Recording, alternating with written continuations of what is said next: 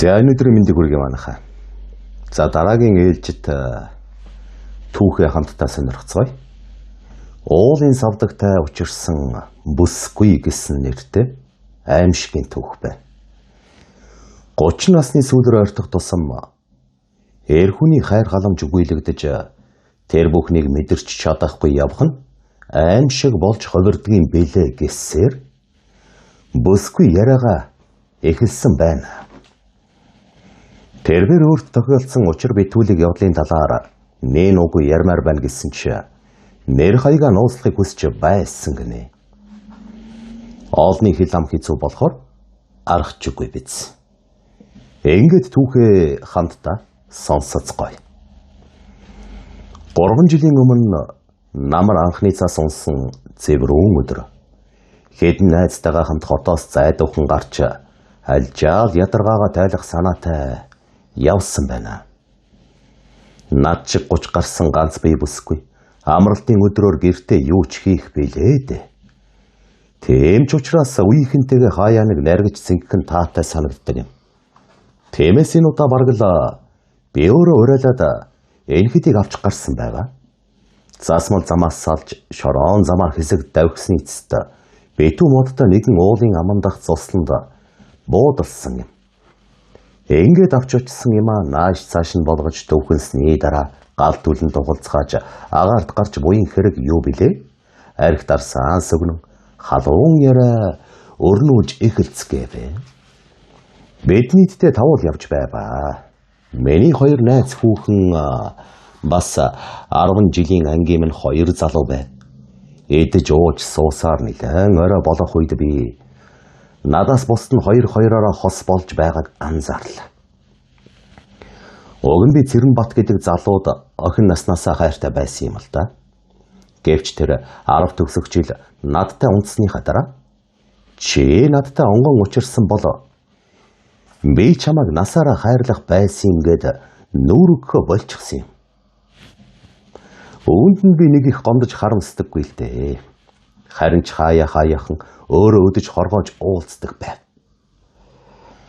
Өнөөдөр ч гэсэн түүнтэй жаргах юм бодож байтал тэр албаар ч юм уу найз хүүхнийг минь шохорхоод байгаа нь жаахан тиймэрхүү байл. Би түүний анхаарлыг татах гэж янз бүрээр үзсэн ч тэр намайг хүний урманд тооссонгүй. Сүүлдээ миний урам хугарч чимээгүйхэн гадагш гарсан юм. Зослонгийн навтхар байшингууд цаасанд дарагдан улам навт айх мэд санагдснаас би бүүдгэр туяа татуулан жаргаж буй нарны зүг ширтэн удтал зогсвоо. Энд ирснээс хойш бүх юм сэтгэлд нэг л хүйтэн санагдаж байсан ч уусан жаахан арх салхинд гарууд гайхалтай хурдан нөлөөлж дотор бүлээдсэн ухаан сэргэд нэг л таатай болох шиг. Үдшийн бүрийн нөмөртөл гадаа зогссон миний хойноос хэнч гарч ирсэнгүй. Аргачихгүй биз дээ. 2-2-оор болцсон байгаа шүү дээ. Үүнээс болсон ч юм уу би гүрийг эдэл зогсоод байна. Гэвч намар оройн жихүүн салхич эндэх маягтай болж ирүүт өөрийн ирэхгүй байшин руу орсон юм. Гэтэл халамцгүй найзууд маань аль хэдийнэ халуун янгийн ажлаа эхэлж гисэн бололтой айхэлж геналцаар угтав. Бүсгүй хүний байж ятсан дуу алдалт эр хүний хүчрхэг шөөгтлан чих гижигдэх шиг болсон юм. Тэрч байтугай энэ гижиг тарих толгой бүн дүүрүүлэн зангарч өөрийн ирэхгүй хамаг би арзагнан чийг татаж эхлэхэд би ямар ч хамаагүй эр хүнд дуу алдтлаа эдлүүлмээр санагдаад явчихва. Бүр байж ятсандаа буцаад гарсан гэж. Тэгэд ойр зураалхлаа. Зуны дэлгэр цаг биш болохоор хүмүүс ховор ажи. Тийм болохоор ялимгүй гонигт автан надтай учирч хүслийг минь хуваалцах аз дээр байна уу гэж хаваар нэг хашгирмаар санагдаад байна. Гэтэл байшингаас нэлээд зайтай модны хормоод нэг хүн сууж байгаа юм шиг үгүй юм шиг бүртэлсэн харагдав. Бүр туудаг галаас аадж байх шиг санагдсан гэж. Ухаан санаа минь ганцхан зүйлийг хүсч байсан болоод ч тэрөө. Би өөрийн ирэхгүй тэр учир битүүлэг гал руу алхаж гарваа. Яагаад ч юм бэ? Би хизээж дур хүснийхээ боолн болж байгаагүй хэрнээ. Тэр өдөр л тийм болчихсон юм шүү. Төвдөг рүү дөхөн очтол ямар ч хүн байсангүй. Би их гайхан бас дотор зарцгийн шиг болоод буцаад алхтал. Гэв гинэт араас хүн тэврээд авлаа. Тэрхэн агшинд би юу болсныг юу ойлгосонгүй. Дөнгөж сая төрсөн айдас уул мөргүй ярилж хүсэл тачаал минь дахиад л дөрүлзэг шиг болсон юм. Гэвч би бас ч гэж сэхэтэй байсан болохоор та юу хүн бэ?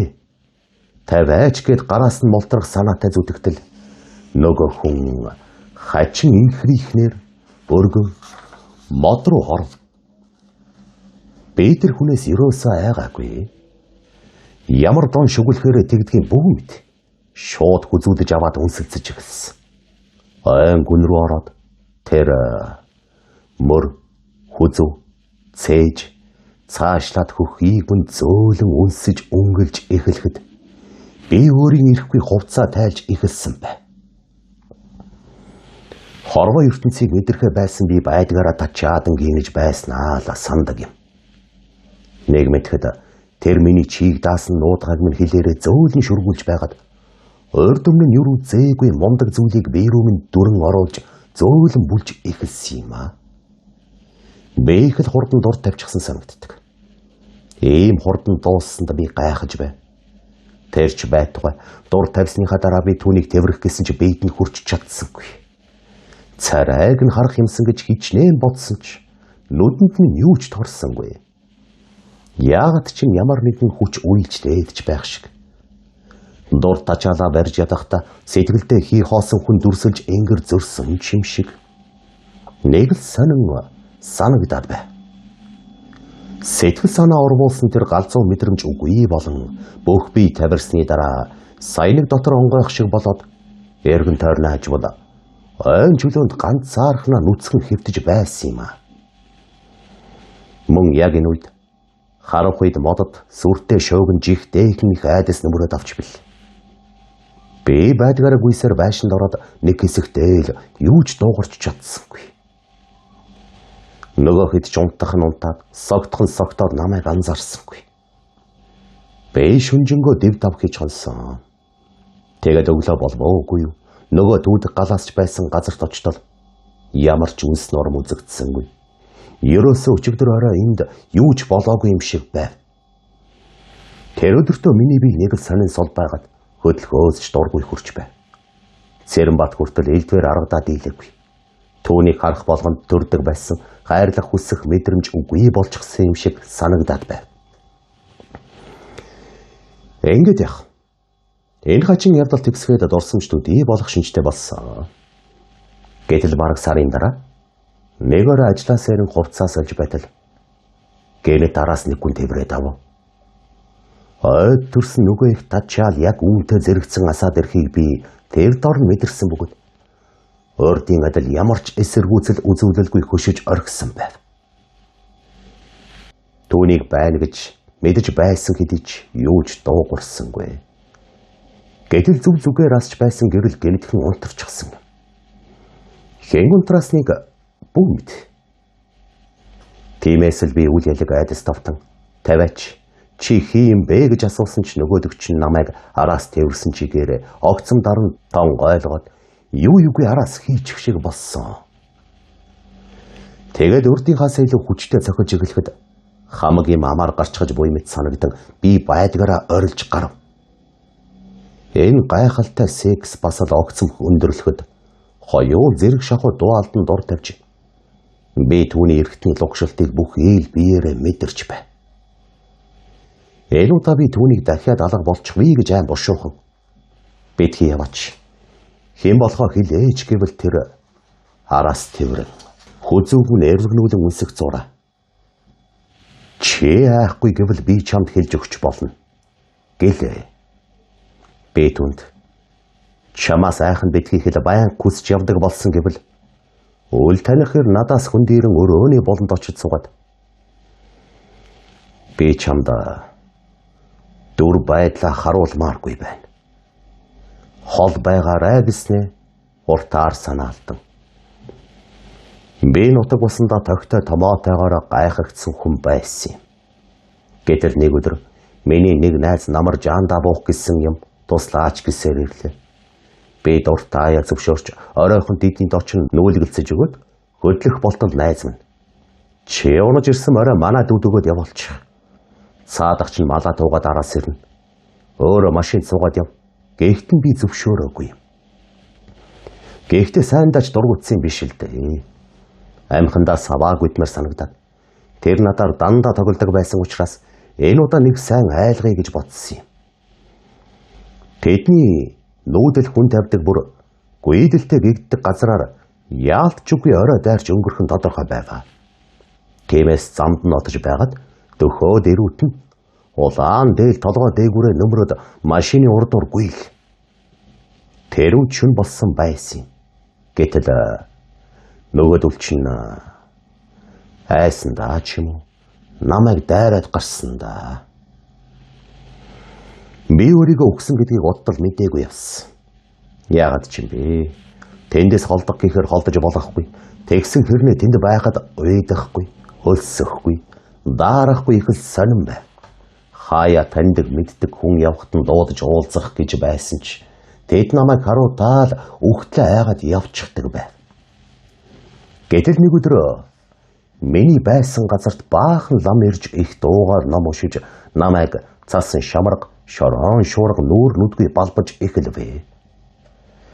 Тэр үед миний хөлгөр аимшигтэй өвдөн нэг тийшээ зүгтаамаар байсан ч би тэр газраас ер холдож чадахгүй байв.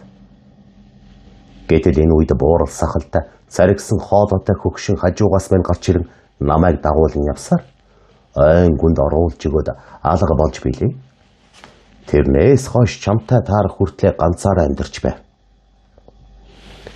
Харин чамайг харсан мөчөөс хойш би өөрийгөө хүн биш болжээ гэдгийг мэдрэх бол. Надад байсан цорын ганц зүйл хүсэл тачаал минь чамаар тайлагдлаа. Гээд гинэтхэн алга болчихсон гэн. Би хэрвээ зүудэлсэн бол сууга чигээрээ нүдээ хараастай зүудлэн гэж байхгүй шүү дээ. Тэгээд ч нэг зүуд давтагдана гэж юу байх билээд. Түүнээс хойш би удалгүй гинэтхэн ухаан алдаж унаад 2 хоног сэхэнд хэвдсэн юм. Тэр үед ээж маань ламхаар бөө удах ингээд яваагүй хүн байгаагүй. Гэтэл нэг бөө ээжэд минь лус савдагт хорлогдсон байна. Хурдан аргалуул амийг нь авч сална гэсэн юм билээ. Тийм учраас намайг жаахан гайгүй болгогц эмнэлгээс гаргаж тэрхүүн дээр аваачсан. Гэтэл анх харахад жирийн хүн байсан хүн надтай уулзаад бөөлөд ихлүүтэй сал буурал сагалтай өвгөн болж хувраад жигтэйхэн царгаа хоолоогоор хачин үг хэлээд жигтүүл ийртэл хашгичд загнаж байгаад алга болсон доо. Тэр хүн бөөлж дууссныхаа дараа хаагазар эмэгтэй хүн гарч болдоггүй уул ус гэж байдаг. Чи тийм газарт савдагтай таарчээ. Уг нь тэр болгон амьд хүнтэй таардаггүй ч ямар гайн таарсан юм бэ? Чамд их тачаадсан бололтой гэсэн юм. Надад тохиолдсон энэ явдал зүүд зэрэглээ мэт санагдах байх. Гэвч үнэн бодит болсон явдал юм шүү. Жишээ болгонд өртөхөд энэ явдал бусдад сургамжтай байх болов уу гэдэг үүднээс уг зослонгийн ам бол хандгат гэдгийг эцэст нь дурдъя. Түүнчлэн уулын эзэн савдаг хоёр нь дэс өөр ойлголт бөгөөд уулын эзэн гэдэг нь тухайн уулыг дааж байдаг онгод шүтээн бол савдаг гэдэг нь альбан маягийн зүйл байдаг ажээ. Тиймээс савдаг хүний нүдэнд янз бүрийн байдлаар үзэгдэх нь их учир. Монголчууд хизээнээс баг балчир хүүхэд нас залуу өхөд хүүхнүүдийг уул хаданд ганцаар явуулахыг зээрлдэг. Түүнчлэн эмэгтэй хүн очиж болдоггүй газар гих мэтээр хөл хордог байсан аж. Савдаг нь хүний нүдэнд үзэгдэхдээ гой сайхан залуу эсвэл үзэшгүй муухай өрөөл татанхаа нэгний дүрээрч харагддаг элдв зүйл ажийг гэж ярьсан байна. За ямар ч л байсан маш сонирхолтой дүүх байна. Гэхдээ үнэн худлыг бид мэдэхгүй.